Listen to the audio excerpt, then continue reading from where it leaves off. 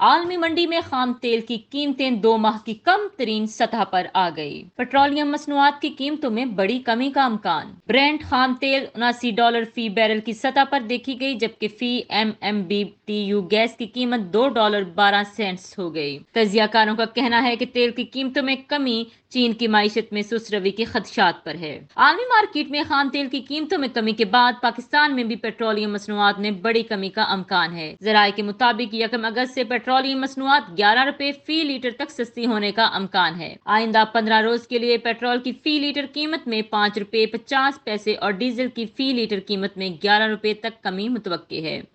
इसी तरह मट्टी का तेल ₹5.84 तक फी लीटर और लाइट डीजल की कीमत में भी ₹5 फी लीटर तक कमी का इम्कान है। गुज़िश्ता 10 रोज के दौरान आलमी मार्केट में खाम तेल सस्ता हुआ।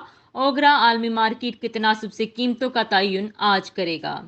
वज़ीर आज़म की हतमी मंजूरी से कीमतों का बाकायदा नोटिफिकेशन जारी होगा। मज़ीद खबरों और अपडेट्स के लिए सब्सक्राइब करें हमारा चैनल और देखते रहिए ताक न्यूज़।